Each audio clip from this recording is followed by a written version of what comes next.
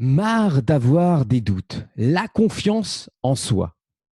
Je prends mon casque pour mieux m'entendre. Est-ce que ça, c'est de la confiance en soi? Bonjour, je me présente, je suis Moshe Aaron, formateur et créateur du programme Potentiel Essence.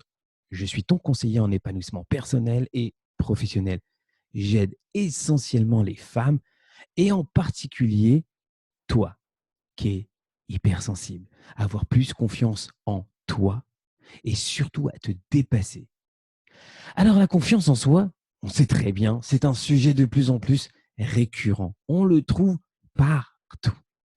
Alors est-ce que c'est inné, on est avec, ou c'est quelque chose qu'on peut acquérir? Autre question, le manque de confiance est-il un handicap ou peut-on le transformer en force? Est-ce que le manque de confiance se voit-il? Est-ce qu'on est tous égaux face à cette perception de nous-mêmes? Et dernière question, pourquoi être dans l'appréhension de ce qui nous mettrait en valeur? Alors, il s'agit là, dans toutes ces questions, d'un état interne, d'un ressenti, d'une émotion. Alors, comment tirer profit de cet état et de son expérience pour aller de l'avant?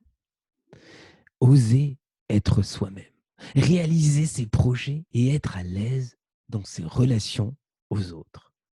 Alors, qui connaît ses limites? Est-ce que tu connais tes limites?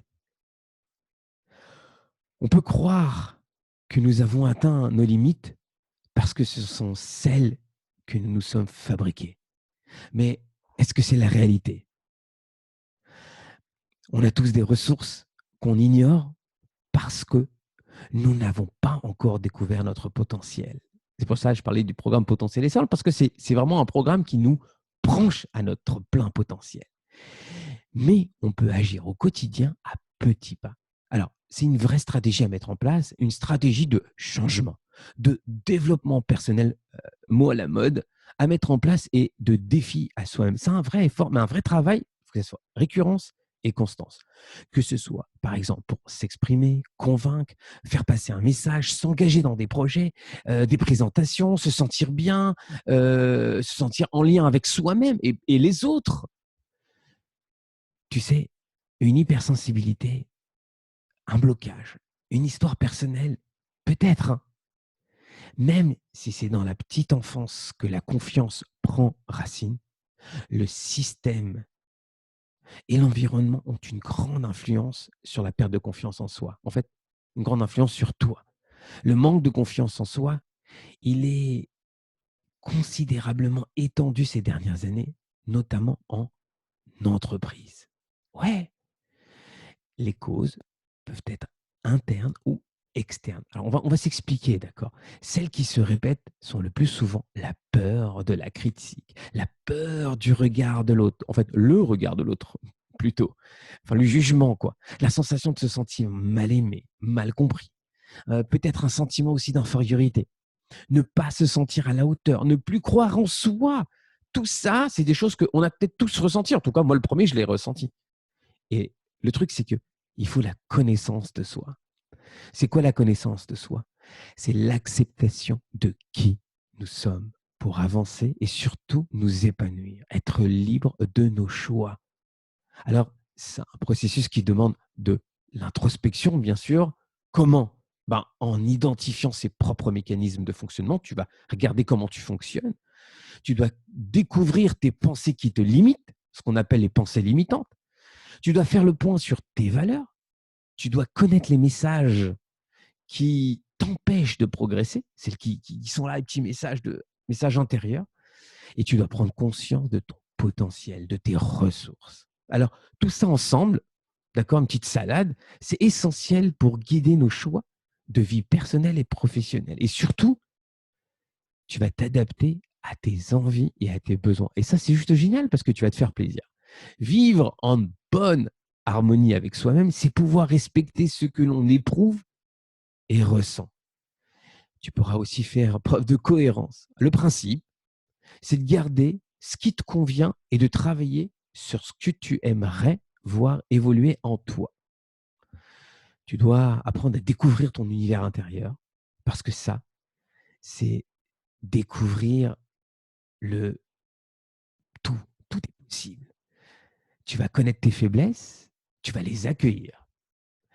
Montaigne, dans ses essais, cherche à faire ressortir la notion d'objectivité et de sincérité avec soi-même. S'observer soi-même peut être fort plaisant dès lors qu'on ne cherche pas à se masquer ses propres faiblesses.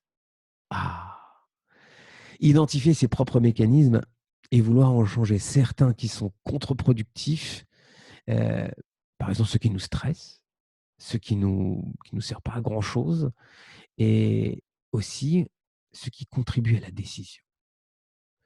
Ceux qui contribuent à la décision de changer le regard sur soi et surtout de la valeur que tu accordes au regard que les autres ont de toi. Comme ça, tu peux interpréter un autre personnage, jusque-là encore inconnu, plus proche de toi, sans être pour autant loin des autres. Bien au contraire, tu vas découvrir une autre personnalité.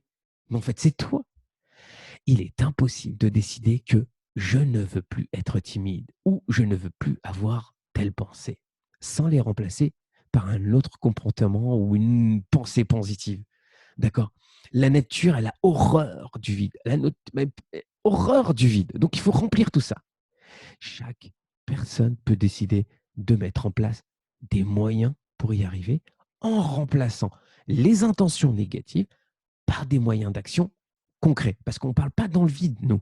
Il faut faire des actions concrètes.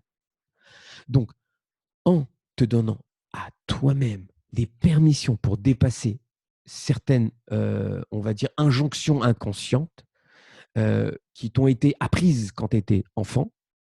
Voilà, par exemple, déjà, être proactif et faire des petits pas en se fixant des objectifs et en les renforçant chaque jour par un entraînement régulier. Qu'est-ce que ça permet, ça? Ça permet simplement d'ancrer de nouveaux comportements et de s'ouvrir à une posture d'égalité dans la communication interpersonnelle en choisissant d'être acteur de la relation. Tu vas devenir acteur. C'est toi qui vas communiquer. C'est ta personnalité. C'est ton tour intérieur. Accepter de remettre en jeu nos représentations mentales, nos pensées, nos perceptions, c'est faire travailler sa capacité d'adaptation pour s'ouvrir aux autres et jouer un nouveau rôle dans le personnage que tu es. Tu sais, souvent, je répète souvent cette phrase d'un grand sage, Raven Chitrit, qui disait quelque chose d'extraordinaire. C'est quoi le stress? C'est la différence entre qui tu es et qui tu dois être. Il y a ce vide-là qu'il faut remplir. Il faut le remplir par toi, par ta personnalité, par qui tu es, par cette force et cette énergie que tu dégages, parce que tu as ce plein potentiel. Oui, tu l'as. Ce n'est pas juste quelque chose qui n'existe pas. Il est en toi. À toi de faire ce travail. Alors, il y a des gens, surtout en tant qu'hypersensibles, qui sont perfectionnistes et qui ne veulent pas commencer un travail si on ne veut pas tout faire. Alors, donne-toi des petits objectifs, petits pas. Ne monte pas 10 étages d'un coup. Un étage monté est une réussite en soi. Sur ce, si cette vidéo t'a plu, rappelle-toi de t'abonner, rappelle-toi d'activer la cloche pour être au courant des prochaines vidéos qui vont arriver. Et bien sûr, un like me ferait plaisir. Ciao, ciao!